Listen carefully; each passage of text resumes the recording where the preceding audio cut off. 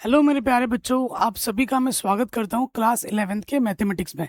आज के वीडियो में हम class 11th mathematics chapter number जो 1 है समुच्चय, उसका जो परिचय है वो आराम से समझेंगे और प्रश्नावली 1.1 को आराम से सीखेंगे, जो कि एकदम हलवा है, बहुत ही आसान है। ठीक है बच्चों, कक्षा 11 का ये जो चैप्टर नंबर 1 है वो बहुत आसान है। अगर आप मेरे साथ जुड़ोगे आपको कक्षा 11 की गणित सबसे आसान लगेगी, कक्षा 10 से भी आसान लगेगी। इसका जिम्मेदार मैं लेता हूँ। चलिए बच्चों, जो चैप्टर का नाम है आप जान लीजिए, समुच्चय। समुच्चय को अंग्रेजी में सेट्स कहते हैं। ठीक है, तो ये समुच्चय क्या होता है? ठीक है, समुच्चय क्या होता है? समुच्चय क्या होता है बच्चों? वस्तुओं के एक सुपरिभाषित संग्रह को हम समुच्चय कहते हैं। यहाँ पर एक वर्ड यूज हुआ है, सुपरिभाषित। ठीक है, जो भी चीज सुपरिभाषित होगी उसे ही हम समुच्चय कहेंगे। ठीक है, जैसे अगर मैं बोलूं एक हफ्ते में 7 दिन होते हैं, तो ये सुपरिभाषित है। 7 दिन कौन कौन से हुए? सोमवार, मंगलवार, बुधवार, गुरुवार, शुक्रवार, शनिवार, रविवार, ये 7 दिन हुए।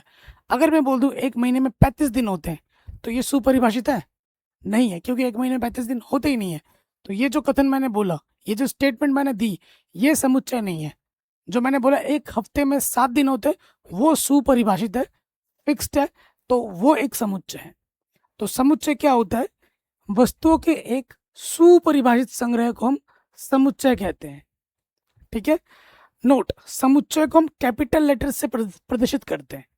ठीक है, समुच्चय को हम कैपिटल लेटर से प्रदर्शित करते हैं, जैसे ए बी। जैसे मैंने एक समुच्चय लिया, मैं उदाहरण देता हूँ।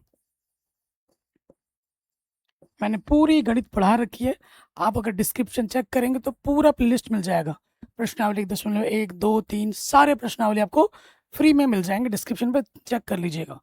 अगर मैं एक उदाहरण दूं, जैसे मैंने ए लिखा, ठीक है, और यहाँ मैंने जो भी समुच्चय हम लिखते हैं उसे मझले वाले ब्रैकेट के अंदर लिखते हैं।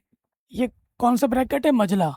ठीक है, और इसके अंदर मैंने लिख लिया, जैसे ये अवयव लिखा मैंने, ए बी 1 2 3, ये मैंने लिख दिया।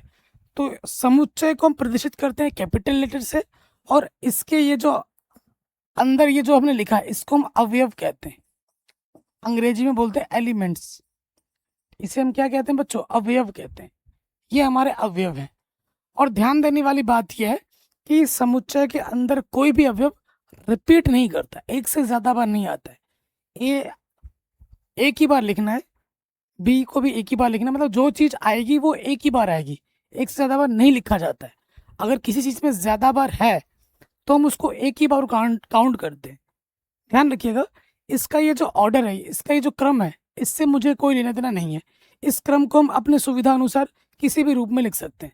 जैसे सपोज करो, जैसे मैंने 3 को पहले लिख दिया, 1 को बाद में लिखा, 2 लिखा, बी लिखा, फिर ए लिखा।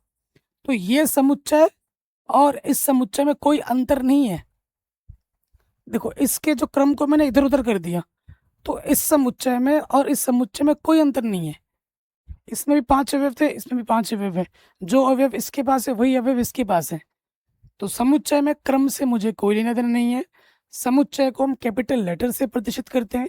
साथ ही साथ समुच्चय के अंदर जो भी अवयव आता है वो एक बार आता है, एक से ज्यादा बार उसको नहीं लिखा जाता। समझ गए? समुच्चय क्या होता है? समुच्चय एक सुपरिभाषित वस्तुओं का संग्रह होता है। कोई चीज अगर सुपरिभाषित नहीं है तो वो समुच्चय नहीं होगी, अगर सुपरिभाषित है तो ही वो समुच्चय होगी। सिंपल। ओके, चलिए आगे बढ़ते हैं। मैंने आपको एग्जाम्पल दिया था, उदाहरण, एक सप्ताह में 7 दिन होते हैं, रविवार से शनिवार तक। ठीक है, सभी पदों को मैं लिख पा रहा हूँ, तो ये मेरे पद, इनको हम पद बोल देंगे, अवयव बोल देंगे, आपकी इच्छा है। ठीक है, एक महीने में 35 दिन होते हैं, तो ये समुच्चय नहीं है, ये वाला समुच्चय है, क्योंकि ये कथन सुपरिभाषित है। तो समुच्चय है, ये कथन सुपरिभाषित नहीं है, तो ये समुच्चय नहीं है। सिंपल। आगे बढ़ते हैं। अब एक मीनिंग जान लीजिए इसके बारे में। देखो बच्चों, ये सिंबल है, इस सिंबल को हम बोलते हैं अंग्रेजी में बिलोंग्स टू। क्या बोलते हैं बच्चों? Belongs to. बिलोंग्स टू का मतलब क्या है? कि भैया अंदर है, इसके अंतर्गत है। और ये क्या हुआ, इस सिंबल का मतलब क्या होता है? इस सिंबल का मतलब होता है नॉट बिलोंग्स टू। मतलब अंदर नहीं है, not belongs to, belongs to, not belongs to. ठीक है, ये मैंने लिख दिया। इसका मतलब क्या होता है कि भैया अंदर है, इसका मतलब क्या होता है कि अंदर नहीं है। जैसे मेरे पास एक समुच्चय है ए, इसके अंदर मैंने 4 अवयव लिए हैं, ए बी सी डी, 4 अवयव लिए। अब मुझे देखेंगे कि ये जो ए है, अच्छा ये चिन्ह किसको दर्शाता है? ये चिन्ह दर्शाता है अवयव को, ये भी ध्यान रखिए। अगली प्रश्नावली में पढ़ोगे इस सिंबल को, तो ये बताता है उपसमुच्चय को। देखो बच्चों, प्रश्नावली 1.1 के लिए जितनी चीजें आपको बतानी चाहिए इंट्रोडक्शन में, बस उतना ही बता रहा हूँ। लोग वीडियो को लंबा खींचने के लिए इस प्रश्नावली को 1-1 घंटा 1.5 घंटे का भी बना देंगे, ज्यादा से ज्यादा 2-2 घंटे का बना देंगे, वो वेस्ट है। मेरे पढ़ाने का टेक्निक क्या होगा, प्रश्नावली में जितनी चीजें हमें चाहिए हम आपको उतना ही बेसिक समझाएंगे और चलेंगे। अगर आप मुझे बोलोगे बच्चों, मैं बिना किताब के, बिना प्रश्न के आपको लेक्चर्स पढ़ा सकता हूँ 2-2 3-3 घंटे। प्रश्न भी मैं खुद बनाऊंगा, कॉन्सेप्ट लिखूंगा खुद, कुछ भी लिख के नहीं लाऊंगा, ऐसे भी पढ़ा सकता हूँ। ठीक है बच्चों, तो ये चीज हम सीखेंगे प्रश्नावली 1.2 में। ठीक है, इस चिन्ह का मतलब होता है समुच्चय से, कि उपसमुच्चय है या नहीं है। ठीक है, और जब जब ये चिन्ह आएगा इसका मतलब होता है अवयव से। तो आपसे पूछ रहा है कि ये जो ए है, ए अवयव है, वो इस समुच्चय के अंतर्गत है? ए, देखो ये आपका ए दिख रहा है ना, ए इस समुच्चय के अंदर है, बिल्कुल है, तो ये बिलोंग्स टू है। बी इस समुच्चय ए के अंतर्गत है, बिल्कुल है, बी अवयव ए के अंतर्गत है। क्या ई इस ए समुच्चय के अंदर है? ई है? नहीं है, तो हमने काट दिया, नॉट बिलोंग्स टू। ठीक है, जो चीज होगी वो बिलोंग्स टू में आएगा, जो चीज नहीं होगी वो नॉट बिलोंग्स टू में आ जाएगा। सिंपल, कोई दिक्कत नहीं होगी। समुच्चय को मैंने पहले ही बोल दिया था, समुच्चय को मझले वाले ब्रैकेट के अंदर लिखा जाता है। इसे मझला ब्रैकेट बोलते हैं हिंदी में, अंग्रेजी में बोलते हैं कर्ली ब्रैकेट। तो समुच्चय को, सेट्स के जो भी अवयव होते हैं उसे हम मझले वाले ब्रैकेट के अंदर लिखते हैं, हमेशा ध्यान रखिएगा। समुच्चय निर्माण विधि बहुत इंपॉर्टेंट है, आपके एग्जाम में प्रश्न आएगा ही आएगा। चाहे आप अर्धवार्षिक का एग्जाम दे रहे हो, वार्षिक का एग्जाम दे रहे हो, या फिर टेस्ट दे रहे हो, अर्धवार्षिक के भी नंबर जुड़ने हैं, वार्षिक परीक्षा के भी नंबर जुड़ने हैं, और टेस्ट के भी नंबर जुड़ने हैं। ठीक है, तो तैयारी हमें शुरू से करनी पड़ेगी, और कक्षा 11 में बच्चे बहुत फेल होते हैं, ध्यान रखिएगा इस चीज़ का। तो समुच्चय निर्माण की 2 विधियां हैं। एक तो होता है रोस्टर रूप। रोस्टर रूप क्या होता है? मझले वाले ब्रैकेट के अंदर लिखना, इसे कहते हैं रोस्टर रूप। और दूसरा होता है समुच्चय निर्माण रूप। ठीक है, समुच्चय निर्माण रूप, ये 2 तरीके के हैं, दोनों तरीके एग्जाम में आ सकते हैं, आएंगे। जिस साल मैंने भी अर्धवार्षिक का पेपर दिया था, ये आया था दोनों विधि, 2-2 नंबर में। ठीक है, तो दोनों के दोनों आपके अर्धवार्षिक परीक्षा में तो पक्का आएगा, टेस्ट में भी आएगा, जो आपका स्कूल में टेस्ट होता है। इसको हम जब हम आगे प्रश्न करेंगे तो हम उसके प्रश्न की मदद से इन चीज़ों को सीख लेंगे।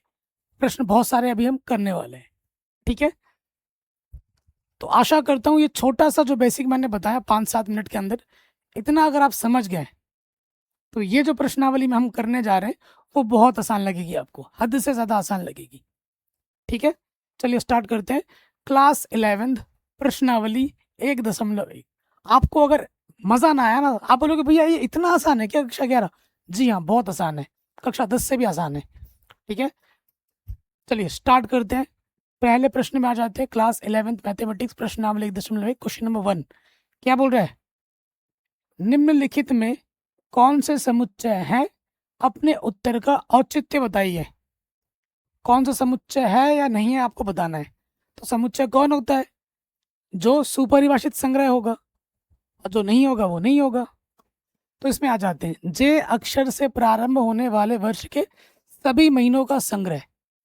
तो अगर समुच्चय को मैं ए से प्रदर्शित करूं, तो जो जे जैसे स्टार्ट है वो लिखो।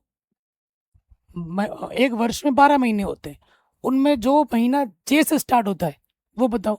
पहला आपका आ जाएगा जनवरी, जनवरी, फरवरी, मार्च, अप्रैल, मई, जून, फिर आपका आ जाएगा जुलाई, अगस्त, सितंबर, अक्टूबर, नवंबर, दिसंबर, बस। तो ये 3 ही अवयव है, ठीक है, 3 महीने हैं जो जे से स्टार्ट होते हैं, ठीक है। तो ये 3 अवयव हो गए, जनवरी, जून, जुलाई। और आप ये वीडियो जुलाई में देख रहे हैं क्योंकि मोस्टली बच्चे जुलाई से पढ़ना स्टार्ट कर देते हैं, तो अभी भी देर नहीं है, पढ़ाई शुरू कर सकते हैं, ठीक है। तो देखो बच्चों, ये एक सुपरिभाषित संग्रह है, तो यहाँ कारण क्या लिखोगे, क्योंकि यह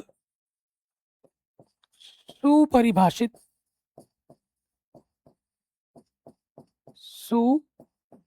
सुपरिभाषित संग्रह है,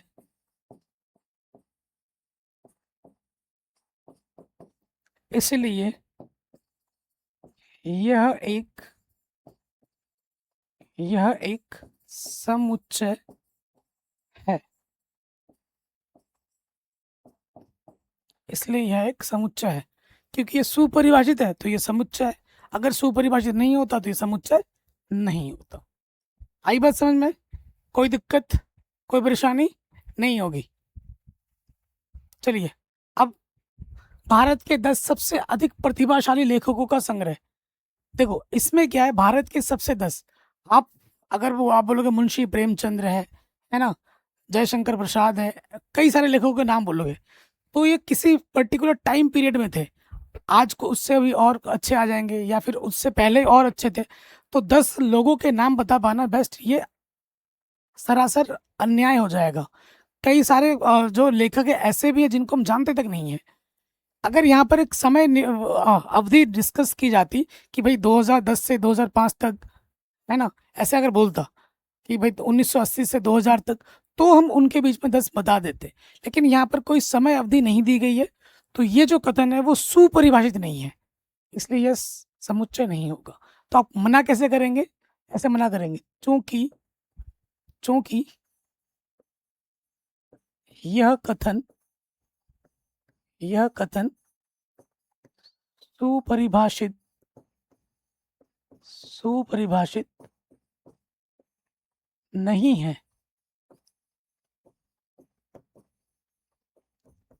है, इसलिए यह समुच्चय नहीं होगा। आपको एग्जाम में बस इतना लिख देना है, आपका पूरा नंबर आपको मिल जाएगा। सिंपल। मना करने के लिए आपको ये लैंग्वेज लिख देनी है। फिर से वही, विश्व के सब सर्वश्रेष्ठ 11 बल्लेबाजों का संग्रह। तो पहले क्या था? पहले थे विव रिचर्ड्स, फिर सचिन तेंदुलकर, ब्रायन लारा, विराट कोहली, है ना, ऐसे चले आ रहे हैं।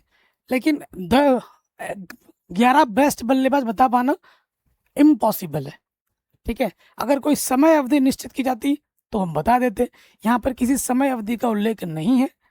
आज विराट कोहली थे, विराट कोहली के बाद अभी वैभव सूर्यवंशी आ जाएंगे हमारे, ठीक है ना, और भी कोई आ जाएगा, तो ये तो सिलसिला चलता रहेगा। कोई समय अवधि नहीं है, तो ये कथन सुपरिभाषित नहीं है, तो ये भी समुच्चय नहीं होगा, ये भी समुच्चय नहीं होगा। जो चीज़ आपने यहाँ लिखी है वही चीज़ आप यहाँ पर लिख देंगे, ठीक। नेक्स्ट पे आ जाओ, आपकी कक्षा के सभी बालकों का संग्रह। तो ये सुपरिभाषित है, क्योंकि आप जिस कक्षा में पढ़ते हो, कक्षा 11 में हो, आपको पता है मेरे कक्षा में 10 बच्चे हैं बॉयज़, 5 लड़कियां हैं, 10 लड़के हैं। सुपरिभाषित है ना, 10 लड़कों के नाम भी आपको पता होंगे, है कि नहीं? तो ये कथन सुपरिभाषित है, इसलिए ये एक समुच्चय है। फिर आ जाओ, 100 से कम सभी प्राकृतिक संख्याओं का संग्रह। 100 से कम सभी प्राकृतिक संख्या कौन कौन सी होंगी? 1, 2, 3, 4, 5, लास्ट में क्या जाएगा? 99। तो ये 100 से कम सभी प्राकृतिक संख्याएं सुपरिभाषित है कि नहीं? सबको देख भी पा रहे, जानते भी है, तो ये कथन सुपरिभाषित है, अर्थात यह एक समुच्चय है, और ये समुच्चय ये रहा, ठीक, आराम से बन जाएगा। आगे बढ़ते हैं, लेखक प्रेमचंद्र द्वारा लिखित उपन्यास। अब लेखक इसने बोल दिया है, कौन है? प्रेमचंद्र, ठीक है ना। तुम जैसे सपोज करो किसी को पसंद करते हो, तुमने कितने लव लेटर लिखे तुम्हें पता होंगे ना, 3 लिखे, 4 लिखे। वैसे ही मुंशी प्रेमचंद्र जी हैं, उन्होंने कितनी किताब लिखी है सबको पता है। तो ये कथन क्या है भैया? सुपरिभाषित है, तो ये क्या हो जाएगा? समुच्चय हो जाएगा। फिर आ जाइए सभी सम पूर्णांकों का संग्रह। सभी सम पूर्णांक, ये भी कथन सुपरिभाषित है। जीरो जो होता है सम संख्या में गिना जाता है। सम पूर्णांक प्लस माइनस का 2, प्लस माइनस का 4, प्लस माइनस का 6 चलता जाएगा। ये कथन क्या है बच्चों? सुपरिभाषित है, तो ये भी समुच्चय हो जाएगा। ये समुच्चय है। आप बोलोगे भैया यहाँ तो फिक्स नहीं है, चलता जा रहा है। कोई बात नहीं, चलता जा रहा है तो क्या हुआ, ये समुच्चय है, लेकिन ये एक अपरिमित समुच्चय है। जब अवयव फिक्स ना हो, चलता जाए चलता जाए चलता जाए, कभी खत्म ही ना हो, तो उसे अपरिमित समुच्चय कहते हैं। ये पढ़ोगे आप प्रश्नावली 1.2 में, 1.3 में समुच्चयों के प्रकार में हम पढ़ेंगे।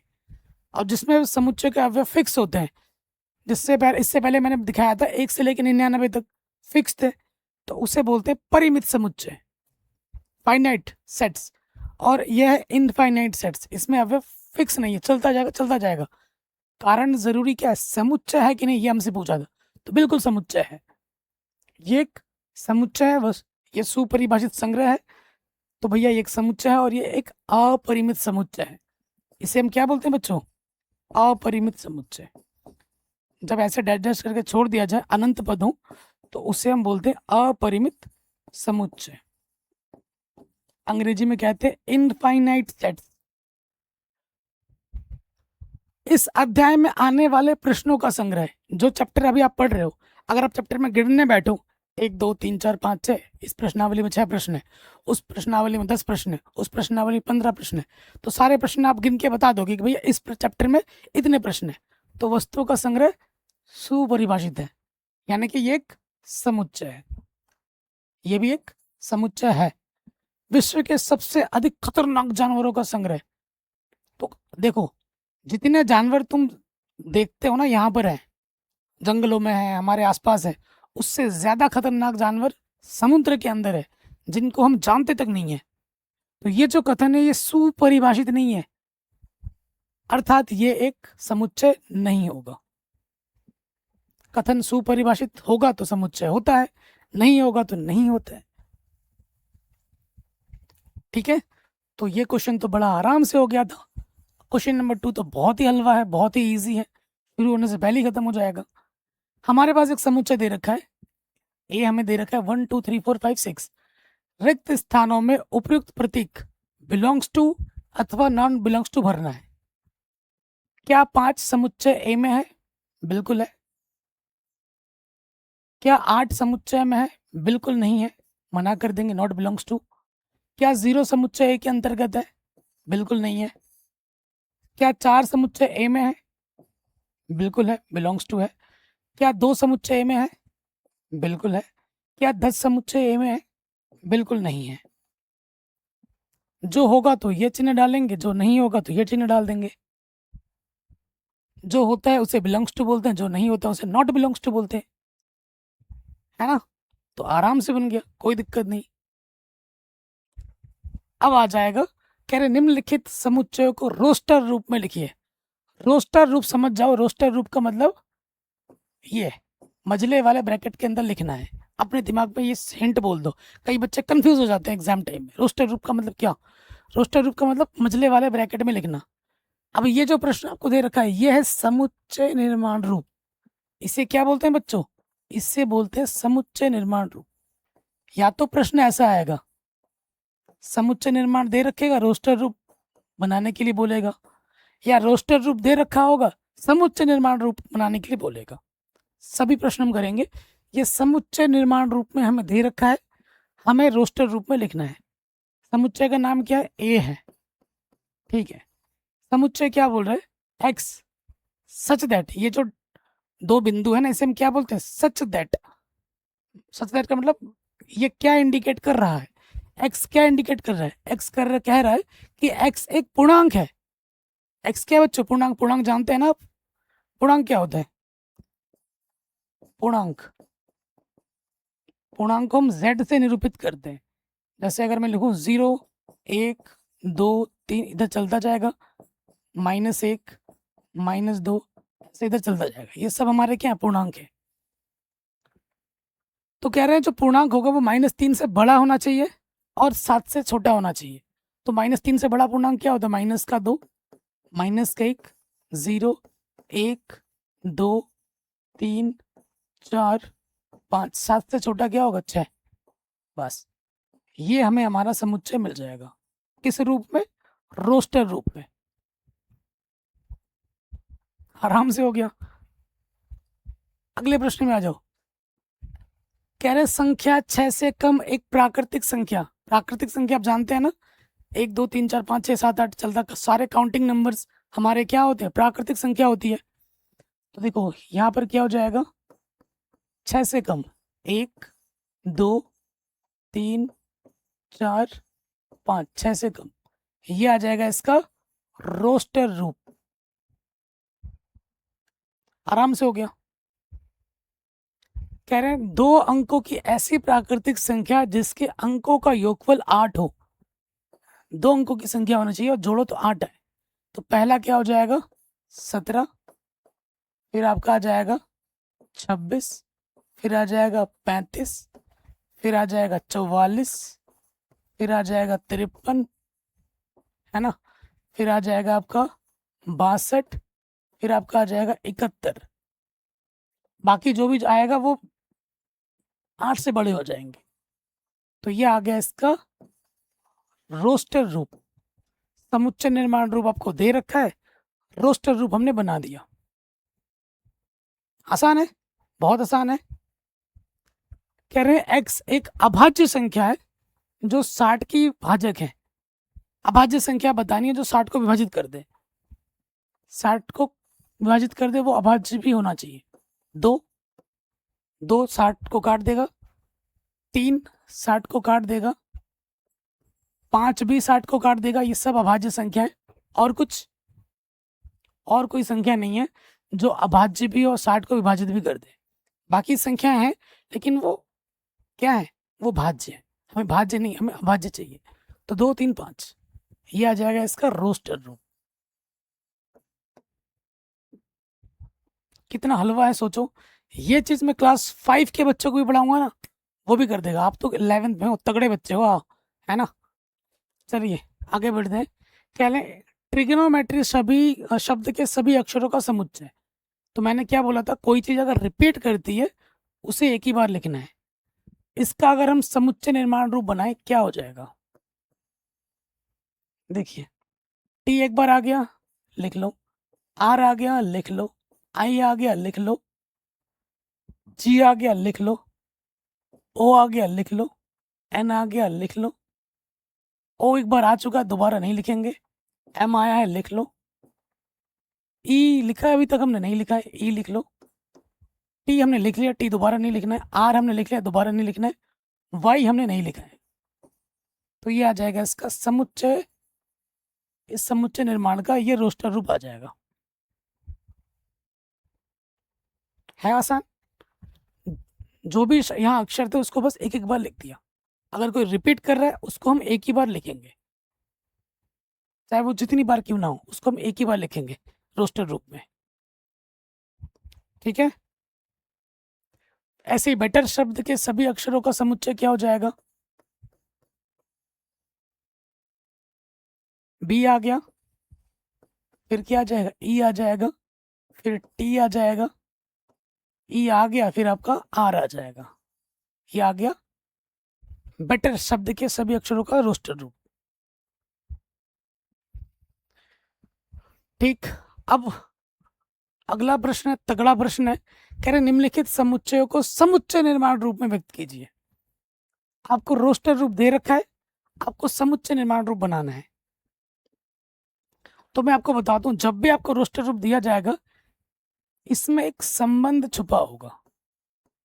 हमेशा एक संबंध छुपा होगा। उस संबंध को आपको ढूंढना है, उस संबंध को आपको ढूंढना है और उसको फिर लिख देना है। देखिएगा मैं कितना आसानी से कर देता हूँ।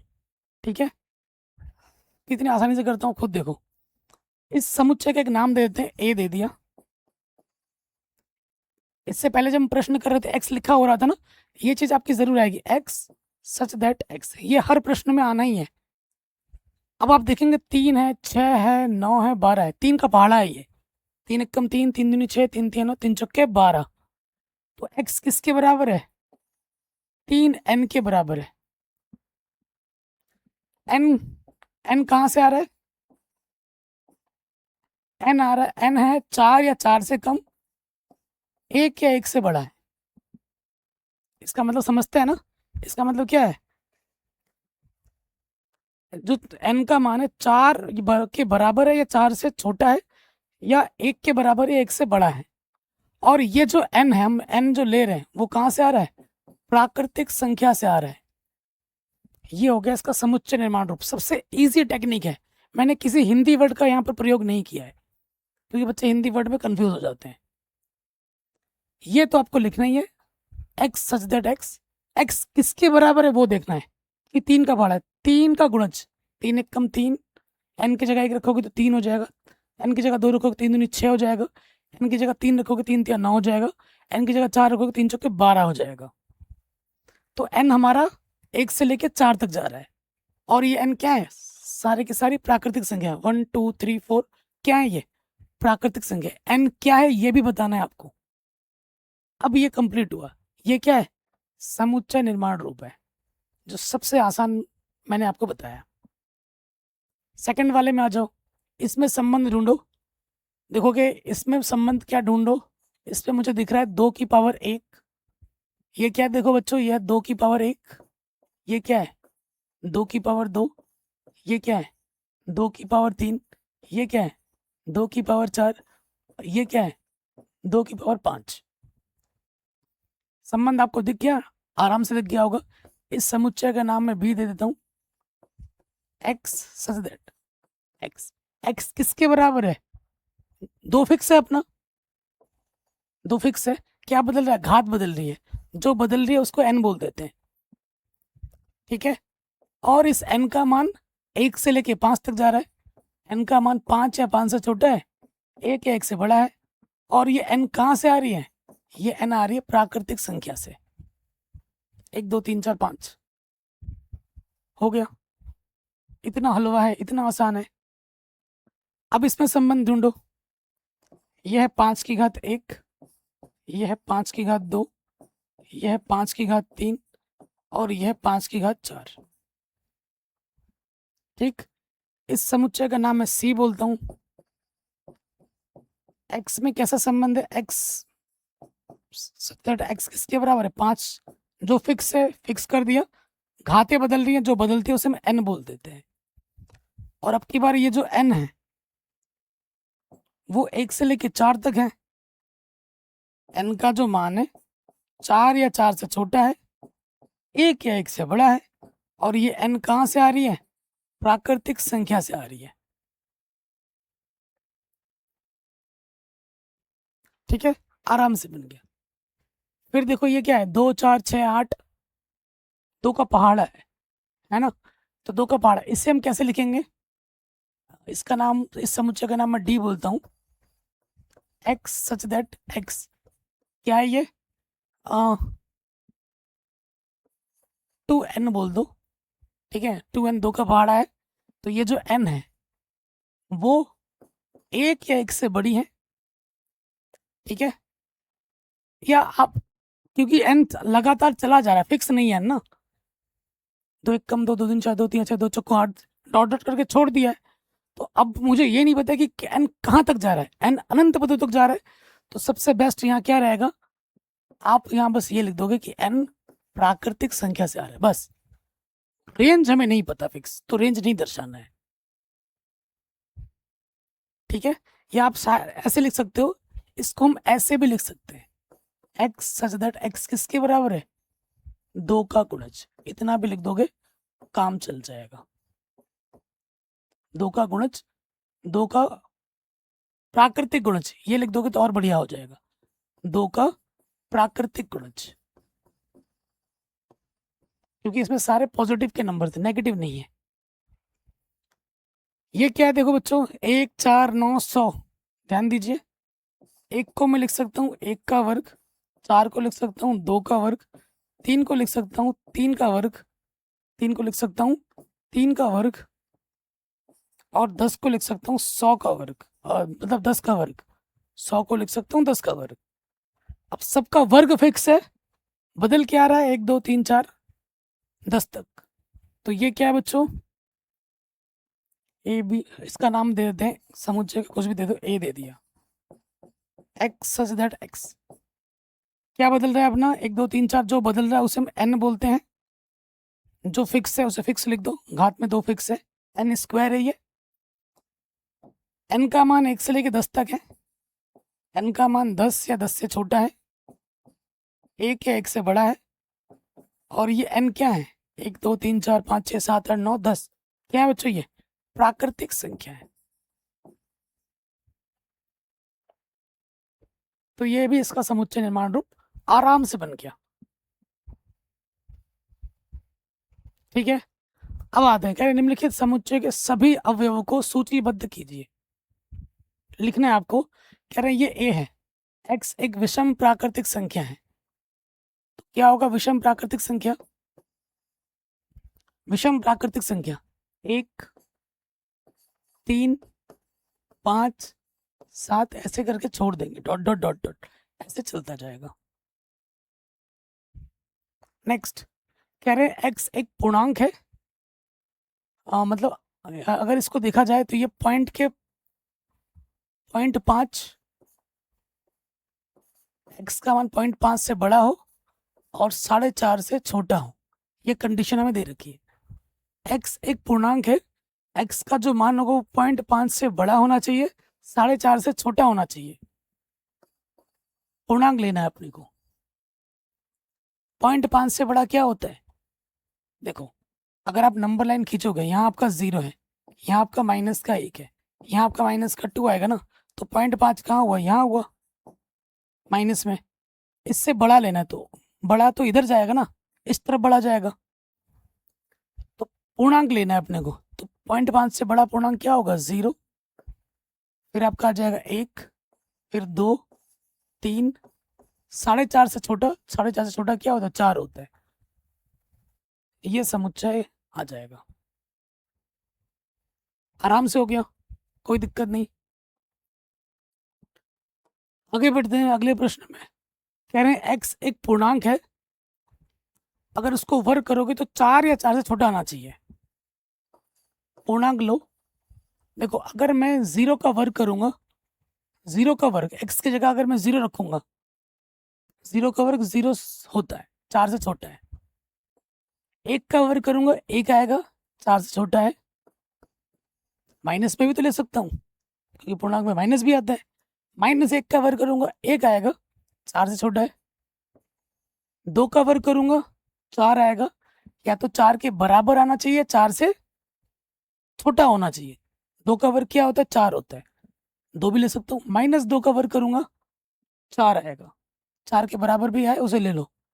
3 अगर लूंगा तो 3 का वर्ग 9 हो जाएगा, जो कि 4 से बड़ा, इस कंडीशन को संतुष्ट नहीं करेगा। तो जो भी मुझे मान लेना है वो इस कंडीशन को संतुष्ट करे। 0 लूंगा, 0 का वर्ग 0 होता है, कंडीशन को संतुष्ट कर रहा है। 1 का वर्ग 1 होता है, 4 से छोटा आ रहा है, संतुष्ट कर रहा है। -1 का वर्ग करूंगा 1 आएगा, 4 से छोटा आ रहा है, संतुष्ट कर रहा है। 2 का वर्ग 4 आ रहा है, या तो 4 रहा है या 4 से छोटा है, संतुष्ट कर रहा है। -2 का वर्ग करूंगा 4 आ रहा है, चल उसको लेना है। 3 या उससे छोट -3 4 -4 ये सब लूंगा तो बड़े हो जाएंगे, कंडीशन को संतुष्ट नहीं करा तो वो मान मैं नहीं ले सकता। तो ये आ जाएगा आंसर। ठीक है, आगे बढ़ते हैं, कह रहे हैं एक अक्षर लेना है, लॉयल शब्द का एक अक्षर, तो एल हो जाएगा, ओ हो जाएगा, वाई हो जाएगा, ए आ जाएगा, एल हमने ऑलरेडी ले लिया है। ठीक, सिंपल। कह रहे हैं वर्ष का एक ऐसा महीना जिसमें 31 दिन नहीं होते हैं। 31 दिन किस में नहीं होते बच्चों, बताइए कमेंट करके। जनवरी फरवरी, फरवरी जनवरी फरवरी मार्च अप्रैल, अप्रैल जनवरी फरवरी मार्च अप्रैल मई जून, जनवरी, फरवरी, मार्च, अप्रैल, मई, जून, जुलाई, अगस्त, सितंबर, ठीक है, अगस्त, सितंबर, अक्टूबर, नवंबर, यही होंगे ना। देख लेना बच्चों, कमेंट करके बता देना कि मैंने सही लिखा है या गलत लिखा है। अगर गलत लिखा है तो सही कर देना कमेंट में। कौन से 31 दिन होते हैं? आई थिंक यही होते हैं। अगर मैं गलत हूँ तो मुझे सही कर देना कमेंट में। आगे आ जाओ। कह रहे हैं एक्स अंग्रेजी वर्णमाला का एक व्यंजन, व्यंजन लेना है, स्वर नहीं लेना है, जो के से पहले आता हो। के से पहले आने वाले व्यंजन को लिखना है। ए आपका स्वर है, ए नहीं ले सकते, ए नहीं ले सकते। बी, सी, डी, ई आपका स्वर है, नहीं ले सकते। ई नहीं ले सकते। एफ, जी, एच, आई नहीं ले सकता। जे, बस जे तक ही, के से पहले पहले बोला है तो ये आ जाएगा। व्यंजन लेना है, स्वर नहीं लेना है। ए स्वर होता है, ई स्वर होता है, आई स्वर होता है, ओ स्वर होता है ना, ये आप जानते हैं। ए, ई, आई, ओ, यू, ये 5 स्वर होते हैं। अगले प्रश्न में हम आ जाते हैं। कह रहे हैं बाई और रोस्टर रूप में लिखित, दाई और समुच्चय निर्माण रूप में वर्णित समुच्चयों का सही मिलान क्या होगा, ये आपको बताना है। ठीक है, सही मिलान करना है। चलिए, तो एक तो देखते ही पता लग गया कि भैया इसका तो ये होगा। मैथमेटिक्स शब्द का एक अक्षर है, देखते ही पता लग गया। ठीक है, फिर आ जाओ। कह रहे एक्स संख्या 10 से कम एक विषम प्राकृतिक संख्या है। 10 से कम विषम प्राकृतिक संख्या 1, 3, 5, 7, 9, तो बी का तो ये हो गया, है ना। फिर आ जाओ।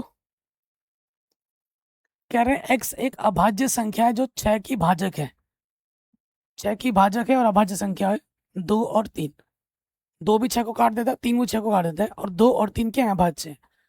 एक ही बच गया, तो इसका ये वाला हो जाएगा। प्राकृतिक संख्या जो 6 की भाजक है, 1 भी 6 को काटता है, 2 भी 6 को काटता है, 3 भी 6 को काटता है, 6 भी 6 को काटता है। हलवा क्वेश्चन था, आराम से बन गया। तो इस तरीके से मैंने इस छोटे से वीडियो में मैं पूरी प्रश्नावली आपको बेसिक्स को समझाते हुए आराम से समझा दिया है। मैंने पूरी गणित पढ़ा रखी है। एक बार डिस्क्रिप्शन चेक कीजिए, पूरी प्लेलिस्ट आपको मिलेगी। कोर्सेज वाला फीड चेक कर लेना यूट्यूब में। चैनल पर नहीं हो तो प्लीज़ सब्सक्राइब कीजिए, जो कि बिल्कुल फ्री है। सब्सक्राइब करने के आपके कोई पैसे नहीं लगते। सब्सक्राइब करने के बाद नोटिफिकेशन बेल को ज़रूर प्रेस करें, ताकि जब भी मैं वीडियो अपलोड करूँ आपको फटाक से नोटिफिकेशन आ जाए। और हमारा जो एप्लीकेशन है मैथमेटिक एनालिसिस, उसे ज़रूर डाउनलोड कर लीजिए। वहाँ पे भी आपकी क्लासेस रेगुलर चलती है और आपको नोट्स वगैरह वहाँ पे मिलते हैं। तो एप्लीकेशन ज्वाइन करके आप हमारा बैच ज्वाइन कर सकते हैं। अपना ख्याल रखें, मिलते हैं आपसे नए वीडियो में। जय हिंद। वीडियो को शेयर ज़रूर करें। ये वीडियो आप कहाँ से देख रहे हैं, किस बोर्ड से देख रहे हैं, ज़रूर बताएं। क्योंकि ये जो वीडियो है 1.1, अगर आप कक्षा 11 यूपी बोर्ड में है, एमपी बोर्ड में है ना, और झारखंड बोर्ड में, राजस्थान बोर्ड में, उत्तराखंड बोर्ड में है, बिहार बोर्ड में, तो सभी बोर्ड्स के लिए, सभी स्टेट बोर्ड्स के लिए, सभी हिंदी मीडियम बोर्ड के लिए इंपॉर्टेंट है। कक्षा 11 मैथमेटिक्स हिंदी मीडियम के अगर आप स्टूडेंट हैं तो हमारा चैनल ज़रूर सब्सक्राइब करें। जय हिंद।